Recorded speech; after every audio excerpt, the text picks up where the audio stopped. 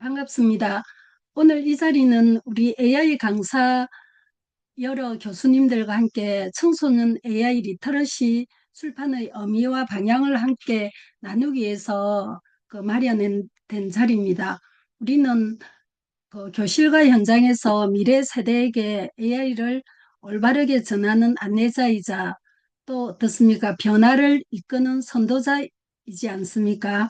그래서 이번 특강이 각자 교수님들의 강의에서 조금 어떤 참고가 될 수 있으면 좋겠다 하는 마음으로 제가 이 출판 교육 특강을 시작하게 되었습니다. 자, 시작해 보도록 하겠습니다.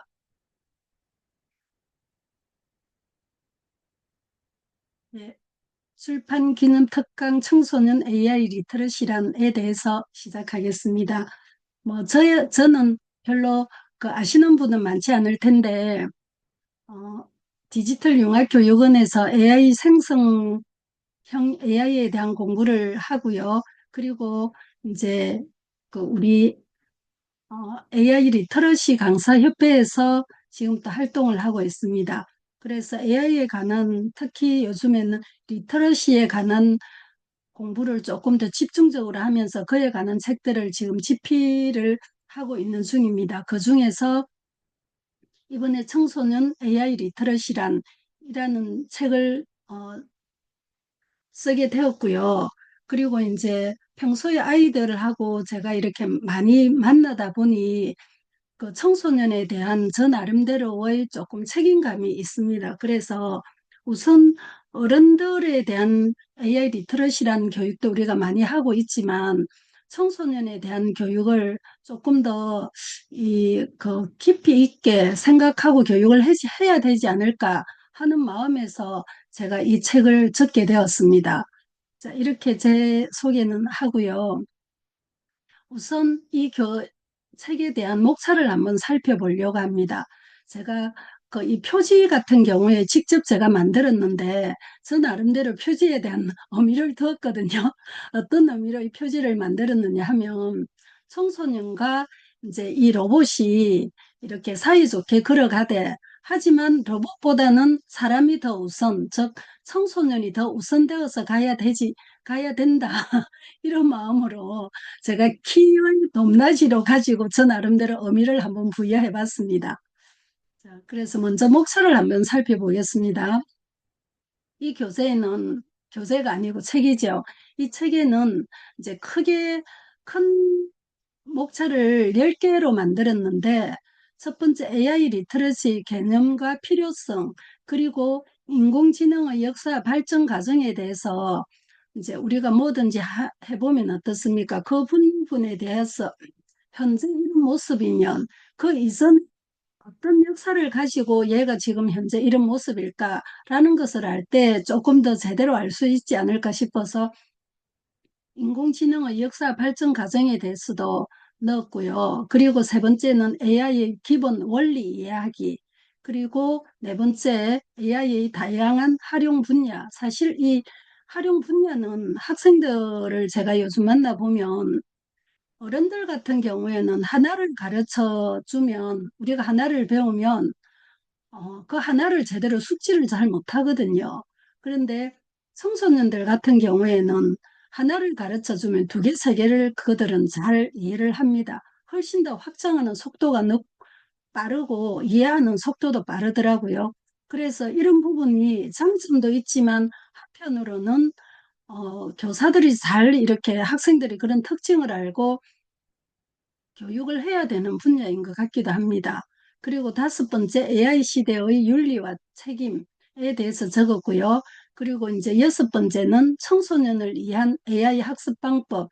이 속에 몇 가지 이제 학생들이 어떻게 활용해야 되는지에 대한 이야기들을 좀 넣어놨는데, 뭐, 우리가 AI 툴을 배우다가 보면 어떻습니까? 사실 하나하나 그냥 폭적으로 배워서 공부를 하고 사용을 하는데 거기에는 이라는 아주 기본적인 AI 관련 기초 지식들이 들어있죠. 그래서 요즘 학교에 가면 코딩 수업을 참 많이 합니다.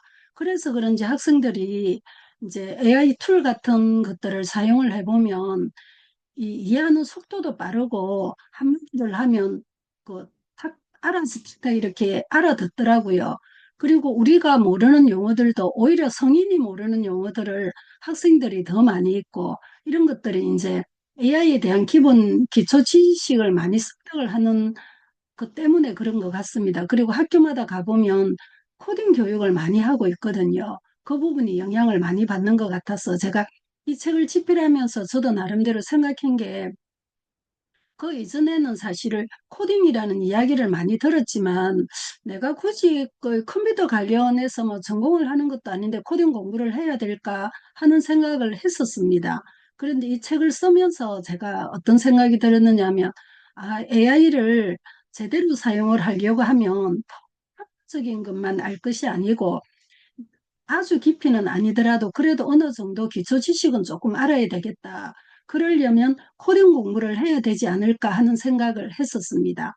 자, 그리고 이제 일곱 번째는 비판적 사고와 AI 정보 판별력. 이거는 많이 중요하죠. 성인들도 마찬가지지만 특히 자라나는 학생들에게 이 부분은 매우 중요한 부분인 것 같고요. 그리고 AI와 미래 직업 세계. 지금 어떻습니까? 성인들도 사실은 이 AI로 인해서 지금 현재도 직업이 많이 변화되고 있고 또 앞으로도 이게 속도가 엄청 빠르게 변화될 거라고 우리가 예상을 하고 있지 않습니까? 그런데 청소년들이 지금 이제 학과 공부를 마치고 그들이 사회에 나왔을 때는 아마 우리가 지금 상상하는 것보다 훨씬 더 많이 직업 세계가 변화되어 있지 않을까 이런 생각을 하게 됩니다. 그래서 그 부분에 대해서 충분히 아이들에게 안내를 할 수 있어야 된다 이런 생각들을 더 들었습니다. 그리고 중요한 부분 중에 또 하나가 안전하고 건강한 AI 사용 습관 이거 되게 중요하죠. 한때 학생들이 컴퓨터 사용을 많이 하면서 제 기억으로는 한 15년, 20년쯤 전이, 20년까지는 안 되고 한 15년에서 20년 그 사이였던 것 같은데 아이들에게 게임 중독이라는 말이 있었습니다. 그래서 학교나 교육계에 있는 사람들이 학생들을 어떻게 하면 이 게임 중독에 빠지지 않도록 할 수 있을까 하는 것들을 참 많이 고민하고 그 부분에 대해서 어, 그 방법들을 찾고 이렇게 했었던 적이 있었는데 요즘에는 전부 다 어떻습니까? 대한민국 전 국민이 물론 우리나라뿐만이 아니고 온 세계가 그렇지만 이 핸드폰이 그냥 나의 어, 뭡니까? 지갑보다도 더 핸드폰을 소중하게 생각하잖아요. 핸드폰 속에 지갑 그 이상이 다 들어있기 때문에. 그러다 보니 핸드폰이 뭔가 핸드폰이 옆에 없으면 불안하고 그리고 그냥 가만히 생각을 하거나 이렇게 하는 시간보다 하는 일이 없으면 핸드폰을 들고 막 우리는 여기 안에서 뭔가를 활동을 합니다. 그래서 이제 기존의 그 기성세대들 같은 경우에, 즉, 저희들 같은 세대 사람들은 그 이전에 휴대폰을 가까이 하거나 컴퓨터를 우리가 성장 시기에는 몰랐던 세대 아닙니까? 그런데도 현재 이런 상황이 되었는데, 애초에 학교에 다니고 자라면서 이런 것들을 같이 이렇게 배우면서 습득한 학생들이 과연 이 AI를 어떻게 사용하느냐에 따라서 정말로 자칫 잘못하면 한때 게임 중독이라는 말이 있었던 것처럼 AI 중독이라는 말이 나오지 않을까 이런 생각을 하게 됩니다. 그래서 이런 부분에 대해서 아이들이 잘 관리할 수 있도록 교육을 하는 거, 그게 이제 교사로서 우리가 해야 되는 일인 것 같습니다. 그래서 마지막으로 청소년 AI 리터러시 실천 가이드라는 이 챕터를 제가 이제 마지막으로 이렇게 그 동안의 AI 툴들이라 다양한 것들을 어떻게 활용할 것이냐, 그리고 실제로 AI 안에서만 놀지 말고 우리가 이런 것들을 여러 가지 토론이라든지 어떤 행사에 참여라든지 어떻게 활용할 것이냐 이런 것들에 대해서 전체적으로 제가 이 책에다 엮어보았습니다.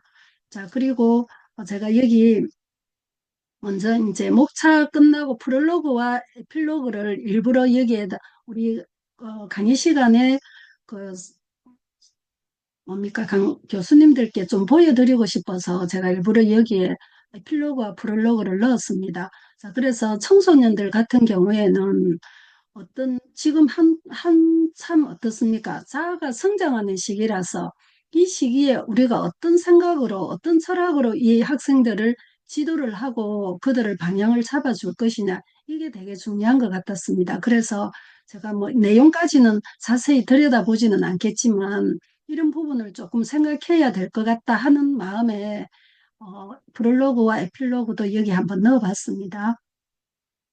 자, 그러면 먼저 청소년 하는데 청소년을 우리가 어느 기준으로 어디에서 어디까지 청소년이라고 할까? 쉽게 말하면 물리적으로 나이가 몇 살에서 몇 살 정도를 청소년이라고 할까 하는 것을 한번 살펴봤으면 좋겠습니다. 제가 그래서 챗GPT에 한번 물어봤습니다. 이거를 챗GPT나 젠스파크 이들이 서로 다른 대답을 하나 싶어서 제가 우선은 기본적으로 챗GPT에 한번 물어보고요. 그리고 그 다음에 뭘 했느냐면 젠스파크에도 한번 물어봤거든요. 그랬더니 크게 다르지 않았습니다. 청소년에 대한 기준이. 그래서 교수님들 지금 그거 다 인터넷 사용 가능하십니까? 사용 가능하시면 채팅창에 한번 올려주시겠습니까?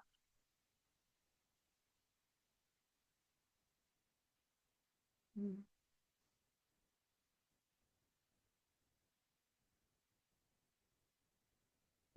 아, 예, 그러면 저는 이거 청소년에 대해서 제가 검색을 하고 여기에 정의를 적었는데 교수님들과 같이 이 부분을 한번 찾아보고 싶었거든요. 그래서 예, 챗GPT는 어차피 모바일로 검색이 되잖아요. 그러니까, 여러 가지, 물론 이제 우리가 뭐, 자료를 준비를 할 때는 챗GPT 하나만 사용을 하면 곤란하겠지만, 지금은 수업 시간에 그냥 활용하는 정도니까, 챗GPT에 모바일로 들어가셔서 청소년이란 하고 청소년의 기준이 무엇인지 챗GPT 한번 물어보시죠. 그래서 거기서 나오는 핵심만 채팅창에 한번 올려봐 주시겠습니까? 제가 이제 여기에 정리한 것은 우리나라에서 대한민국의 청소년 기본법을 기준으로 한번 올려보고요. 그리고 뭐 소년법, 청소년 보호법 이런 것들은 법률적으로 아이들을 어떤 그 기준을 정할 때 그때 사용하는 용어들이더라고요. 그런데 그냥 같이 한번 올려봤습니다. 그리고 대한민국에서 사용하는 청소년 기본법에 대한 나이 기준, 그리고 유엔 국제연합에서 정하는 기준, 그리고 이제 일반적으로 청소년기에는 이 아이들의 심리를 어, 교사들이 많이 알아야 되는 시기다 보니 심리 발달학적으로 청소년을 어떻게 또 정의를 내렸는지 그것까지 같이 한번 제가 봤거든요. 예, 교수님 올려주셨네요.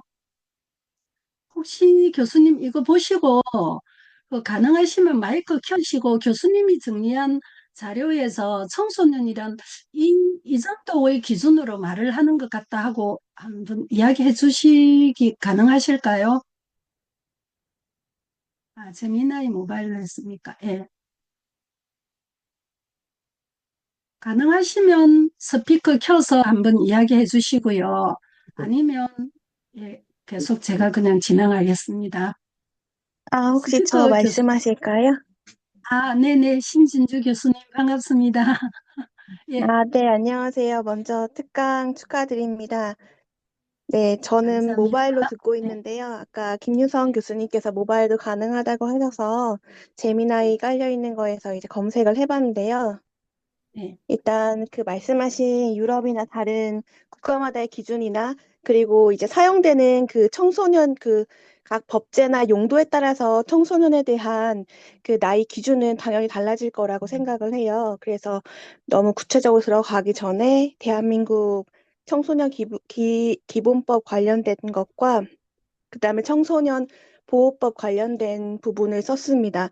제가 일단 쭉 읽어봤을 때 느낀 점은 당연히 청소년이라는 것은 용어는 같지만, 그러니까 보호되는 그런 바운더리 안에서의 청소년에 대한 기준과 각 그 법령이 쓰이는 곳곳마다의 당연히 그 나이 제한이나 왜냐하면 그 용도가 다르기 때문에 그래서 다 당연히 조금씩 다르지 않을까. 그리고 네. 국가마다의 그런 여러 가지 법제들도 다르고 법제마다 엮인 법들이 다 다르기 때문에 당연히 조금씩 달라지지 않을까라는 생각을 하면서 이렇게 쭉 읽어보고 그에 대한 저의 견해까지 전달드렸습니다. 이상입니다. 네, 교수님 감사합니다. 예, 교수님 방금 이야기해 주신 것처럼 이제 제가 여기는 이렇게 큰 거 몇 개만 올렸는데 다른 나라들 기준 대표적인 몇 나라들을 살펴봤습니다. 그랬더니 큰, 큰 틀은 거의 비슷비슷하더라고요.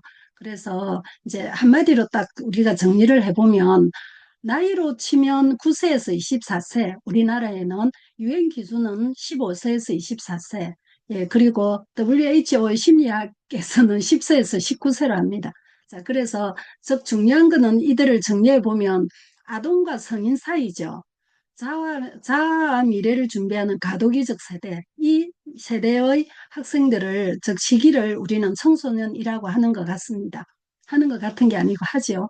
예, 그래서 제가 이제 챗 GPT하고 젠스파크 제가 올렸던 자료를 혹시나 필요하면 수업 시간에 한번 같이 들어가서 보려고 했는데 굳이 그렇게는 안 해도 될 것 같으니 넘어가겠습니다. 예, 자, 그 다음에 제가 한번 물어봤습니다. 청소년들이 과연 지금 우리가 청소년 AI 리터러시라는 제목으로 제가 책을 출판 기념 특강을 하고 있는데 그러면 청소년들이 실제로 이 AI를 얼마나 사용을 해서 우리가 이 리터러시라는 교육을 그들에게 해줘야 될까 하는 부분을 조금 현실적으로 알아야 되겠다는 생각이 들었습니다. 그래서 여러 자료들을 뭐 각 나라마다도 찾아보고 이렇게 많이 했는데 그냥 대표적인 거 몇 가지만 이렇게 제가 여기 실어봤습니다. 저기 AI를 사용해 봤느냐는 질문에 3명 중에 2명은 써봤다라고 말하죠. 그러면 어떻습니까? 우리가 이 비율로 따지면 최소한 60%에서 70% 정도는 사용해 봤다. 이렇게 되는 거죠. 예, 그리고 그래서 이제 여기 보면 뭐라고 되어 있느냐 하면 하루 평균 이용 시간은 30분 미만이 62%랍니다. 자, 가볍게 사용하지만 이들은 어떻습니까? 어쨌든 매일 거의 사용한다는 말입니다. 그래서 제가 실제로 저는 이제 학생들에게 수업을 많이 하다 보니 학생들에게 물어봅니다. 너희들 GPT를 언제 사용을 주로 많이 하니? 물어봤더니 숙제할 때 주로 많이 사용을 한답니다. 아마 뒤에 그 자료가 있을 것 같은데, 얘는 이제 그럼 일단 이거는 조금 이따 볼게요. 숙제할 때 주로 많이 사용을 하는데, 그러면 숙제할 때 어떤 숙제할 때 사용을 하느냐고 했더니, 예를 들면, 얼마 전에는 고등학생인데 그 얘기를 했습니다. 국어 시간에 어느 제목의 그 책을, 그러니까 소설을, 이제 학생들이 읽어야 되는 소설을 선생님이 추천을 하면서 그 표지를 다르게 만들어서 너희들이 생각을 넣어서 표지를 다르게 만들어 봐라. GPT 이용해도 된다. 이렇게 했다고 하더라고요. 그렇게 사용하는 경우도 보고요. 그리고 이제 제가 요즘에 영상 때문에 학생들 이렇게 지도하다 보면 AI를 너무 잘 사용을 하고 제가 강의하면서 챗GPT를 사용을 해라 이런 말도 안 했는데 뭐라고 하는 선생님 그러면 시나리오 챗GPT 안에 들어가서 사용해도 되겠네요. 이렇게 그들이 이야기를 합니다. 그렇게 하고 과제 같은 거 이렇게 검색해야 되는 거 있죠. 예를 들면 우리가 옛날에 학교 다닐 때 뭐 대백과 같은 데 찾아서 이렇게 찾아야 되는 자료들 요즘에는 챗GPT나 그 외에 젠스파크 대부분 학생들은 그런데 젠스파크나 제미나이 같은 경우는 잘 사용을 하는 수 있는지를 잘 모르다 보니 대부분 이렇게 챗GPT를 많이 사용하더라고요. 거기서 이렇게 검색을 해서 사용을 합니다. 그렇게 주로 사용을 많이 하고 수학 같은 경우에도 저도 이제 학생들에게 그렇게 많이 안내를 합니다. 문제를 풀어놓고 당장 이게 답이 맞는지 내가 궁금한데 당장 확인할 방법이 없다. 그러면 사진을 찍어서 챗GPT에 넣어서 답이 맞는지 확인해 봐라. 그러고 난 다음에 이 답이 틀렸거나 했을 경우에 다시 이 문제를 풀고 싶은데 책에는 그와 관련된 문제가 없다. 그러면 챗GPT에게 관련 문제를 몇 문제 만들어 달라. 뭐 기본 문제 한 문제, 그 다음 단계별로 세 문제를 만들어 달라. 이런 식으로 하라고 제가 안내를 해주거든요. 이렇게도 사용을 합니다. 그런데 아주 심도 있는 수학 문제 같은 경우에는 아마 아직은 조금 이 챗GPT를 사용한다는 것은 조심해야 되는 걸로 제가 알기로는 그렇게 알고 있습니다. 그래서 진짜 수학을 깊이 있게 하는 사람들은 챗GPT 말고 또 사용하는 툴들이 있습니다. 그래서 그런 것들을 사용하기도 하는, 어쨌든 학생들은 이렇게 AI 툴을 많이 사용한다라는 말이죠. 자, 그래서 여기 이제 챗GPT 기준으로 제가 제임스파크에도 물어보고 챗GPT에도 물어보고 이렇게 했는데 그냥 이걸 특별한 자료를 제가 사용을 현재는 할 게 아니어서 어, 챗GPT 기준으로 몇 가지만 보여드릴게요. 이렇게 보니 학생들이 얼마 정도로 사용하느냐고 했더니 여기 보니까 어떻습니까? 청소년 정책연구원에서 그 조사한 결과로는 67.9%가 생성형 AI 사용 경험이 있다. 이렇게 했죠. 그렇게 하고 이제 개인이 국내에서 조사한 것을 보면 하루 평균 30분 미만이 75.7%가 사용을 한다. 사용 빈도에 이렇게 나옵니다. 주로 어디에 사용하느냐고 했더니 정보 검색, 과제 수행, 중심 활용, 그리고 요즘에는 학교에서 수행 평가라는 게 있거든요. 그것 때문에도 많이 사용을 하더라고요. 이렇게 사용을 많이 합니다. 그래서 그런 것에 비해서 현재 학생들에게 리터러시 교육이 되어 있느냐? 거의 되어 있지 않습니다. 경험은 높지만 거의 리터러시 교육은 현재 제가 학교에서 학생들에게 뭐 어떻게 영상 만드는 것도 교육을 하고 교사들에게 그 수학 관련해서 어떻게 AI를 활용하면 되는지에 대해서 하고 있지만 실제로 현재까지는 하는 곳이 있는지는 모르겠는데요. 현재까지 제가 본 바로는 학생들에게 리터러시 교육을 하는 걸 보지를 못했습니다.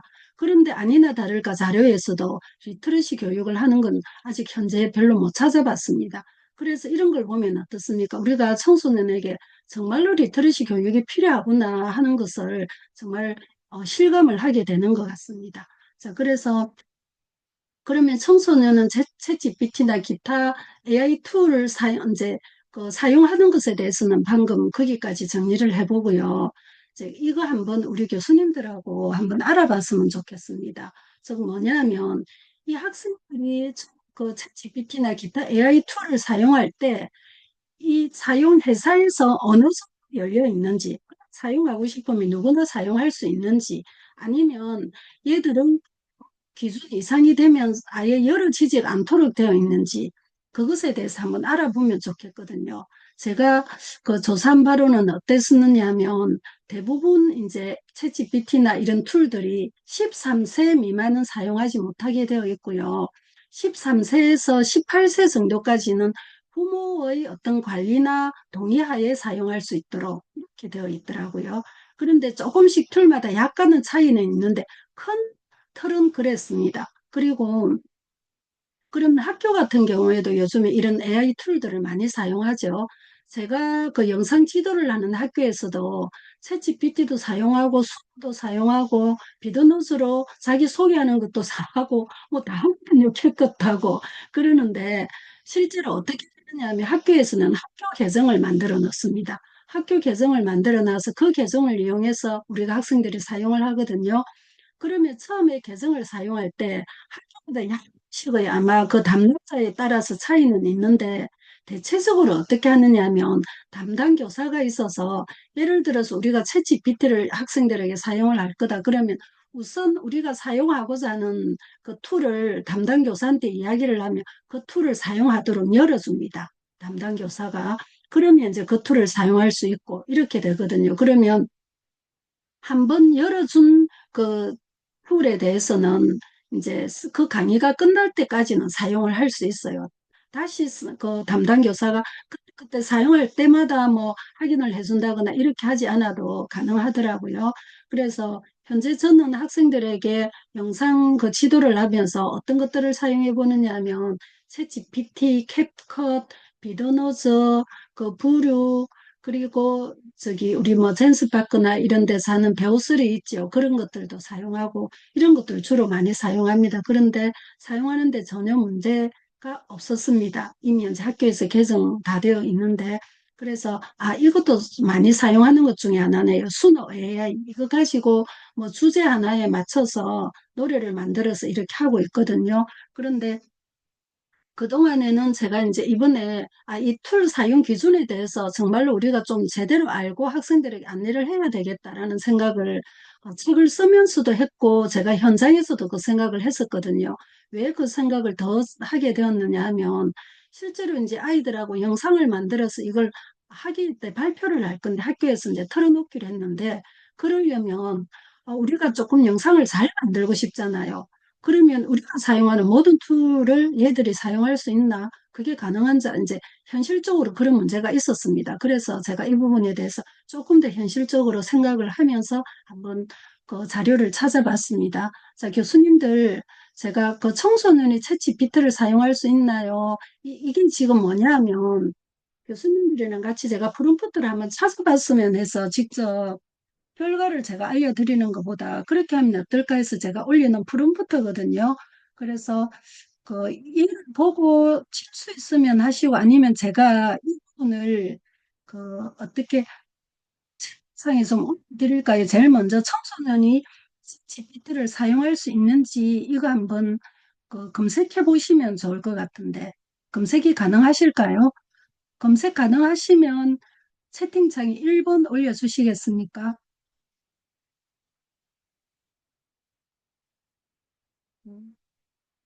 뭐 사용하시는 분들도 있고 한데 그러면 그냥 이 부분은 제가 우리가 오늘 저 따로 검색을 하거나 하는 활동은 하지 않고요.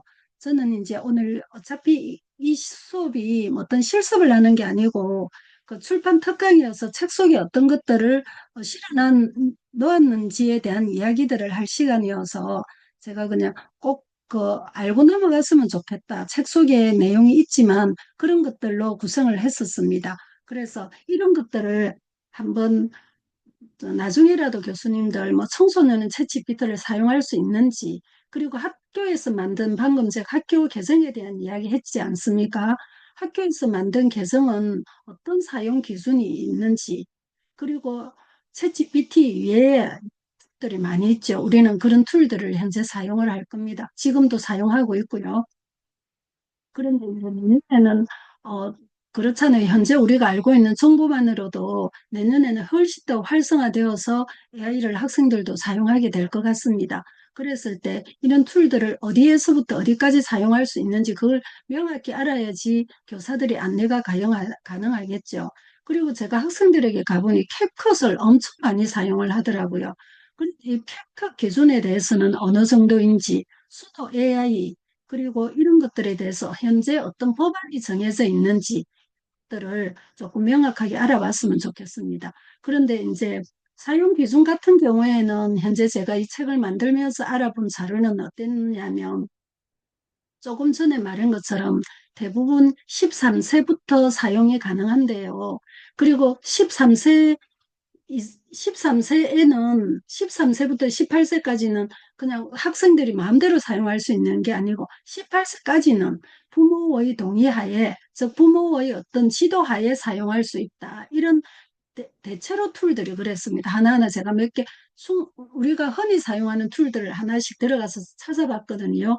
그랬더니 일반적으로 그랬고, 그러면 현재 이제 예를 들면 이런 것들이 있더라고요. 뭐 아이들이 숙제를 했는데 이 숙제 자료를 내가 찾아서 찾았는지 뭐 챗GPT는 아니면 기타 AI 툴을 그 기준으로 이용을 해서 자료를 만들었는지 것들에 대해서 뭐라고 되어 있느냐 하면 현재는 특별한 법안은 없지만 그런 것들을 이제 습관화 나중에 제가 책 내용하면서 그 얘기 잠깐 하게 될 텐데 아이들을 항상 그런 것들을 습관화해서 할 수 있도록 이걸 진짜 내가 책에서 우리 왜 논문 적을 때도 추천하는 거 있잖아요. 그래서 그 논문 안에 다른 사람의 논문이 본문 그대로 들어가도 몇 번 이상은 들어가면 안 된다 이런 기준이 있지 않습니까? 그런 것 그런 것처럼 대신 그런 내용을 또 넣을 때도 어떻게 하나요? 출처는 분명히 적죠. 누구 예를 들면 디지털 융합 교육은 그 최재용 원장님의 젠스파크 AI 300배 활용법에서 이런 식으로 출처를 적어 놨습니다.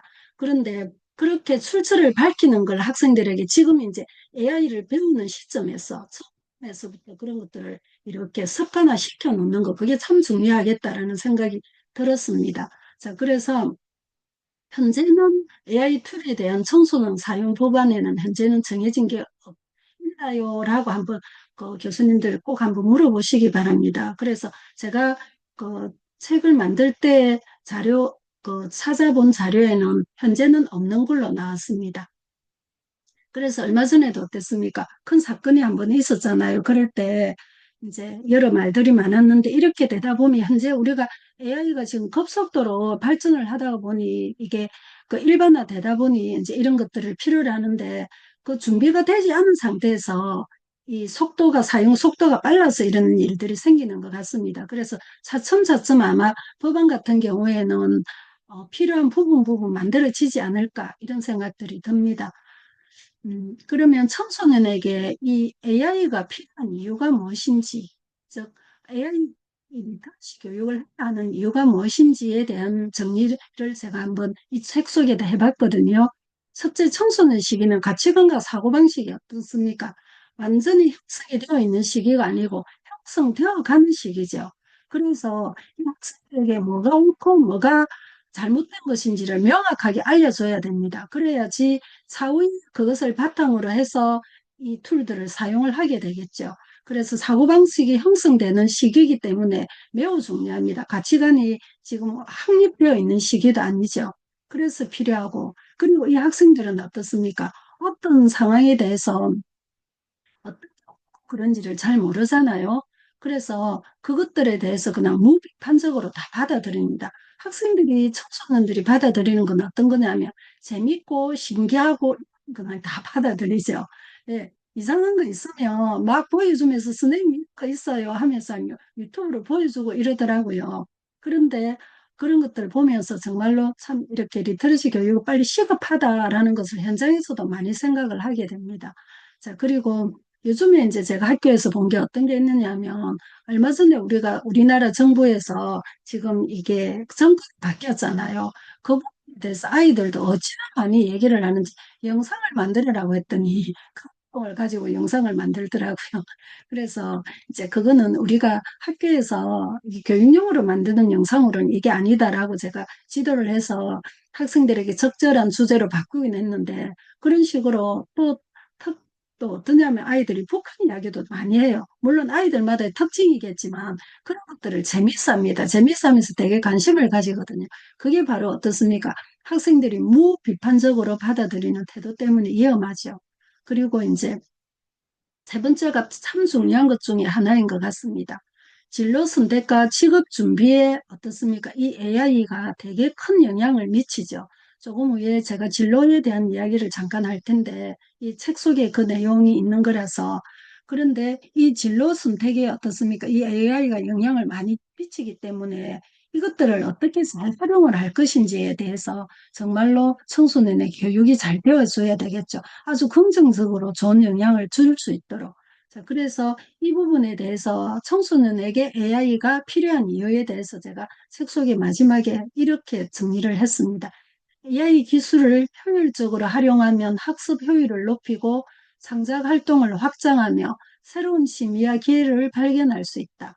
반대로 기술 의존이 지나치면 인간관계 단절, 창의성 저하, 시간 관리 실패 등 부정적 결과가 나타날 수 있다. 청소년이 AI 리터러시를 갖추면 이런 위험을 피하고 기술을 삶의 도구로서 긍정적으로 활용할 수 있다 해서 13쪽에 보면 이런 내용을 제가 넣어놨습니다. 즉 뭐냐면 청소년에게 AI 리터러시란 정리를 하면 미래를 대비하는 생존 기술이 이제 될 겁니다. 앞으로는 그렇게 될 것 같다고 우리의 시각으로 봐도 예측이 되지 않습니까?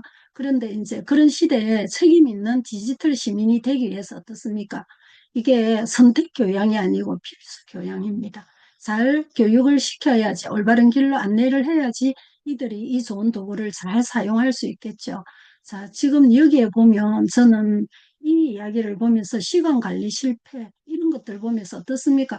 제가 영상을 만들기 위해서 한번 이렇게 시작을 하면 시간이 너무 금방 가버립니다. 금방 가버렸는데 마무리가 안 되고 할 일은 아직 많이 남았는데 어, 그 시간은 엄청 많이 지나버렸죠. 그래서 그 다음 일을 영향을 미치고 이런 것들이 있거든요. 그런데 학생들은 어떻게 했습니까? 거기에 대해서 성인인 우리들보다 훨씬 더 판단력이 흐르기 때문에 제가 그 영상 만들면서도 참 많이 경험하는 것 중에 하나인데 학생들에게 진짜 이런 부분 잘 교육해야 되겠다. 어떠냐면 그들에게 이런 의식을 심어주지 않으면 어, 그 어떻습니까? 그 게임 중독이라는 말 못지않게 AI 중독이 될 수 있겠다라는 생각을 하게 됩니다. 자, 다음에는요. 미래 직업 세계에 대해서 이제 이야기를 한번 해보려고 합니다. 그래서 오늘 우리 그 강의 시간이 제가 8시에서 10시로 했는데 특별한 뭐 실수를 하거나 하는 게 아니어서 제가 그냥 책에 대한 이야기를 준비한 거 다 마무리되면 우리 강의 끝나는 걸로 그렇게 하겠습니다. 자, 미래 직업 세계에 대해서 한번 살펴보도록 하겠습니다. 자, 그러면 이 AI와 관련해서 미래 직업에 대해서 어떤 생각을 해봐야 되느냐 하면 제가 책임 실험 자료로는 이런 것들입니다. AI로 인해서 사라질 직업은 무엇인지, AI로 새롭게 생겨나는 직업이 무엇인지, 그리고 AI와 인간의 협업을 해서 할 수 있는 일은 어떤 것들이 있는지, 이 시대에 필요한 역량은 어떤 것들인지, 이런 것들을 한번 알아보려고 합니다. 이런 생각을 제가 잠깐 해봅니다. 제가 고등학교를 졸업하고 대학을 들어갈 그 시절에 컴퓨터 학과라는 게 그때쯤 생겼거든요. 그래가지고 그때 당시 저희 동기들이 컴퓨터 학원에 가는, 컴퓨터 학원이 아니고 컴퓨터 과에 가는 친구들이 있었는데 제 기억으로는 그때 컴퓨터 과는 대부분 어떤 과였느냐 하면 전문대, 요즘은 전문대라는 말이 없었는데 대부분 전문대에 많이 있었던 걸로 제가 기억하거든요. 그래서 여기저기 다 원서 넣고 뭐 했다가 안 되는, 그러니까 뭐 아주 또 뭐 학교에 따라서 약간 차이는 있었는지 모르겠는데 이건 제 기억입니다. 이건 그 정확한 자료는 아니고요. 어, 그냥 갈 데가 없거나 그런 경우에 아니면 성적이 좀 부족하거나 이런 학생들이 컴퓨터 학과를 좀 갔거든요. 그랬는데 지금은 어떻습니까? 컴퓨터 관련 전공자들이 할 일이 너무 많잖아요.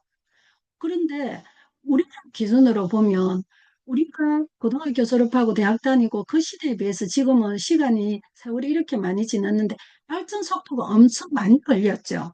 이렇게 변화되는 시간이 많이 걸렸는데도 현재는 이런 상황입니다. 그 당시 컴퓨터 학과는 별로 뭐 선망은 대상이 아니었거든요. 과 자체가. 그런데 지금은 어떻습니까? 지금 학생들이 미래의 직업을 선택하기 위해서 뭐 학과를 선택을 하고 전공을 뭐 찾고 이렇게 할 텐데 그것들이 앞으로 어떻게 될지 정말로 예측하기가 어렵죠. 그래서 이 미래 직업 세계에 대해서 어, 좋은 믿을 만한 신뢰가 가는 자료들을 바탕으로 학생들에게 이렇게 진로 지도를 해야 되겠다 이런 생각을 좀 하게 됩니다. 자, 그러면 먼저 AI 시대에 필요한 역량은 무엇인지 제가 이 이야기를 한번 그 책 속에 적어놓은 거 바탕으로 한번 이야기를 해보겠습니다. 창의적 문제 해결 능력, 비판적 사고력, 데이터 활용 능력, AI 리터러시, 해외과 소통 능력, 감성지능 이렇게 했습니다. 어떻습니까? 저는 요즘에 아마 교수님들도 이런 생각 좀 하시는 분이 있을 텐데, 제가 요즘 생각하는 게 어떤 생각을 하게 해보느냐 하면, 야, 어쩌면 이 감성과 협업을 가지고, 내가 갖고 있는 어떤 자료, 내 머릿속에 있는 지식과 정보를 가지고 AI를 활용하는 마지막 세대가 우리가 되지 않을까, 이런 생각을 저는 잠시 해봤거든요.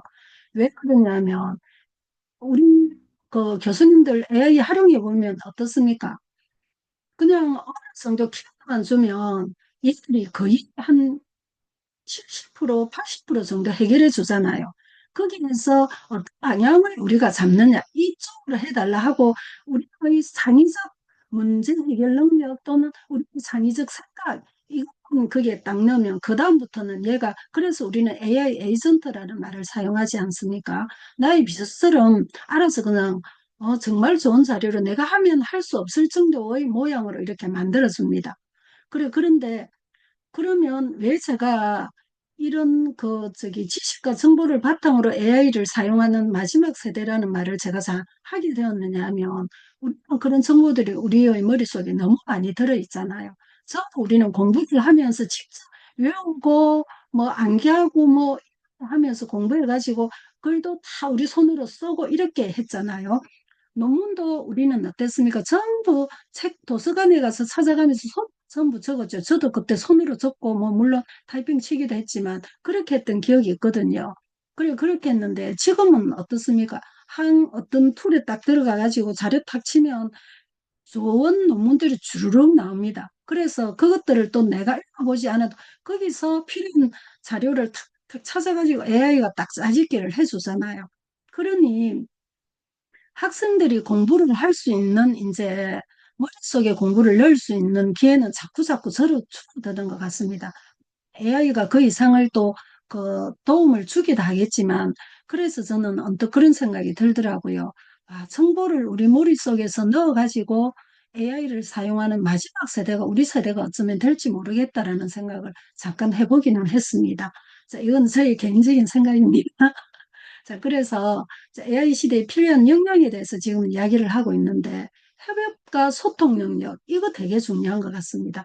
AI는 어떤 긴 좀 특징이 있으니까.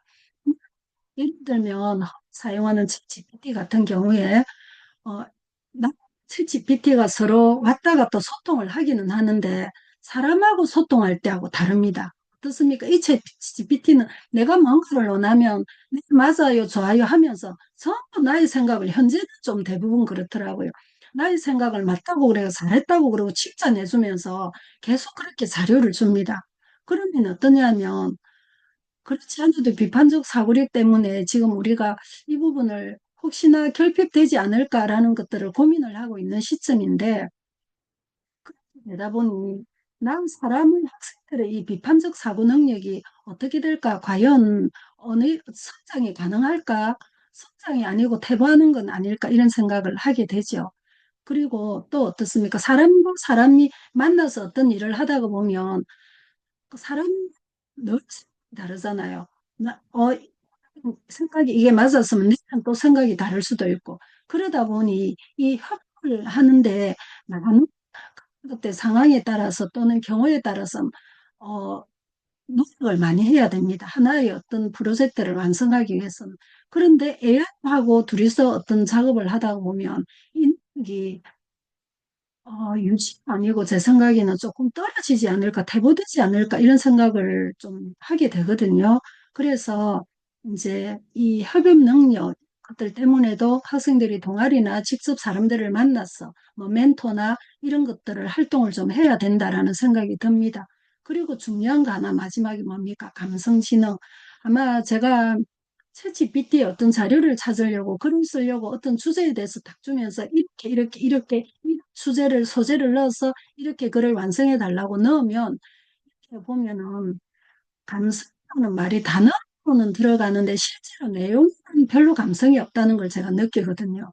사람이 적은 거라고 확실히 다르다는 느낌을 받습니다. 자, 그래서 이 이제 예를 들면 제가 글에 대한 이야기를 했는데 것처럼 그리고 AI는 어떻습니까? 어떤 사람이 갖고 있는 감성을 갖고 있는 건 아니잖아요. 그냥 현재 갖고 있는 데이터에 의해서 그런 게 감성이 있는 감성의 모습을 보였을 뿐이잖아요. 그래서 이 감성 진학에 대해서도 우리는 잘 생각해 봐야 된다. 이건 어떻습니까? 감성 진학이라는 것은 로봇이나 AI가 할 수 없는 가지고 있는 유일한 어떻습니까? 대단한 능력이잖아요. 그래서 이 부분도 잘 생각해 봐야 되는 것 중에 하나가 바로 AI 시대에 필요한 역량인 것 같습니다. 자, 그래서 이 부분 AI 시대에 필요한 역량에 대해서 제가 어떻게 책 속에 마무리를 했느냐 하면 지속적인 학습 능력이 필수다. AI 시대에는 기술과 지식이 매우 빠르게 변화하기 때문에 새로운 것을 배우고 적용하는 유연성이 필요하다. 자기주도 학습 습관을 유지하고 온라인 강의, 워크숍, 독서 등을 통해 꾸준히 지식을 업데이트해야 된다. 지금 우리가 AI 공부해봐도 그렇죠.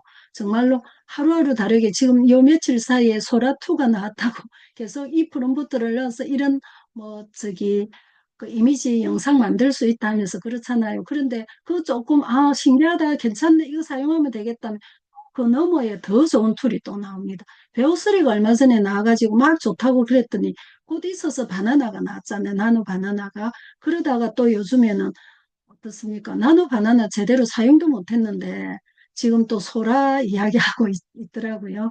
이렇게 지속적으로 변합니다. 빠르게 변화를 하고 있는 것 같습니다.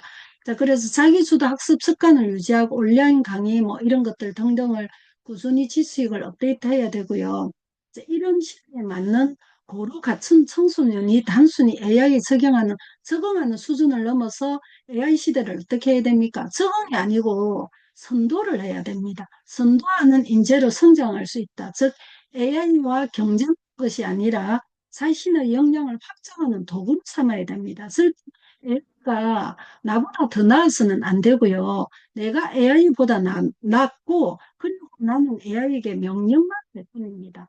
그래서 제가 이 부분에 대해서 그런 생각이 잠시 들더라고요. 전에 제가 마케팅이라는 것을 제가 하는 일에 대해서 조금 전문가한테 맡겨야 되는 경우가 있었는데, 그때 저보다 더 전문가가 저에게 무슨 말을 했느냐 하면, 전문가에 맡기더라도 제 보고 공부를 하라고 하더라고요. 제가 알아야지 그 전문가를 부릴 수 있다. 그러니까 먼저 공부를 해라. 직접 마케팅, 뭐, 인터넷상의 어떤 그 여러 가지 활용 도구를 사용하지 않더라도 그 말이 제가 참 그 귀에 요즘에 맴도는데 그게 바로 우리가 AI 사용할 때도 그런 것 같습니다. AI에게 이렇게 해라 저렇게 해라 지시를 내리더라도 내가 아는 것 이상은 지시를 못 내리잖아요. 그렇기 때문에 내가 충분히 알아야지 AI에게 더 좋은 자료를 결과물을 만들어낼 수 있도록 이렇게 지시를 내릴 수 있는 것 같습니다. 그래서 어떻습니까? 우리가 그런 생각을 하면 당연히 청소년들도 그렇게 AI에게 이거 좋네 해주라가 아니고 이 기능이 있기 때문에 이 기능을 이용해서 나는 이 결과물을 만들어낼 수 있도록 내가 사용해야 되겠다.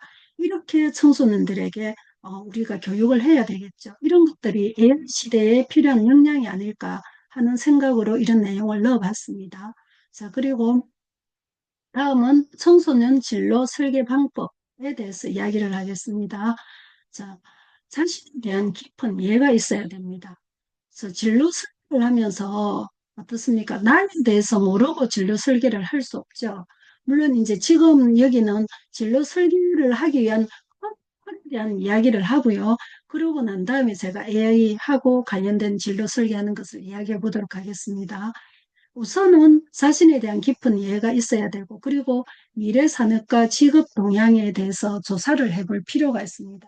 어떠냐 하면, 그 인구 때 얼마 전에 나온 책이 제가 알기로 2030 추의 전환이라는 책이 있었거든요. 조금 몇 년 되긴 했는데 저 책이 나올 때 인구 변화에 대해서 막 이야기를 했습니다.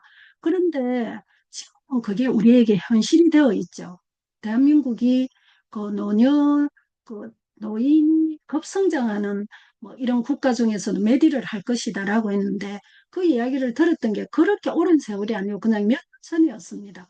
2030 추구의 전환 저 책을 제가 읽은 지가 그렇게 오래지 않거든요. 그런데 어느새 그게 현실이 되어 있습니다. 그래서 어떤 미래 산업이 변화를 하고 어떤 방향으로 갈 것인지에 대한 충분한 조사가 있어야 됩니다. 그래야지 조사가 있다고 해서 그 조사대로 될까요? 그건 아니겠죠. 조사를 한 것은 다만 예측일 뿐입니다. 기존에 이렇게 변화되어 왔으니 그것을 바탕으로 이렇게 될 것이다라고 우리는 예측을 할 뿐입니다. 그래 막상 그 시기가 되면 또 예측하고 100%다 같지는 않잖아요. 좀 다르게 변화를 하죠.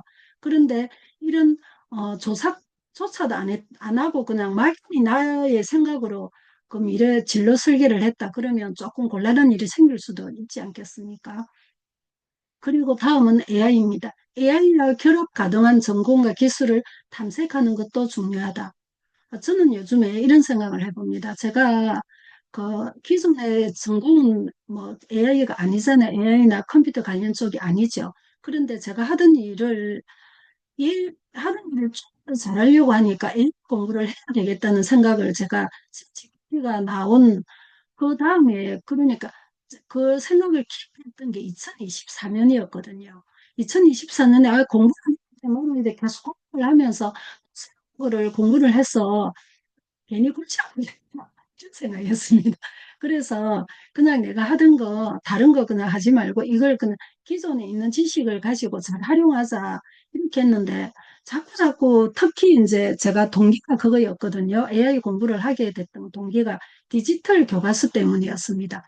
디지털 교과서가 나온다는데 그러면 이 교사들이 디지털에 대해서 제대로 좀 알지도 못하면서 이 학생들에게 디지털 교과서를 어떻게 안내를 하지?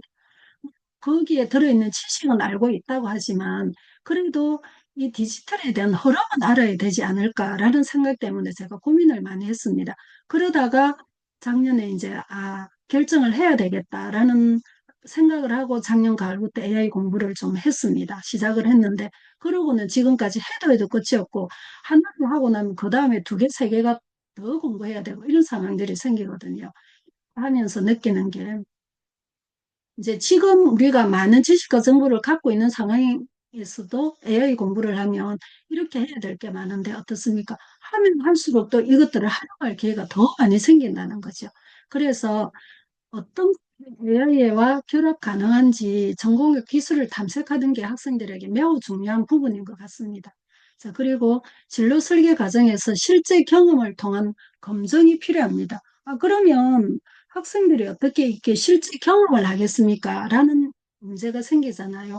그래서 요즘엔 학교에서는 어떻게 하느냐면, 이름은 크게 이제 체험 학습이라고 하지만, 거기에서 진로 체험하는 것들에 대해서 관련된 많은 활동들을 합니다. 그래서 동아리에서도 하고, 뭐 학교 밖에서 어떤 활동들을 이루어질 때, 거기서 학교에서 뭐 이렇게, 그것도 충분히 너가 거기에 대해서 학습이다라고 인정해 줄 수 있는 부분은 인정을 해주고 있죠.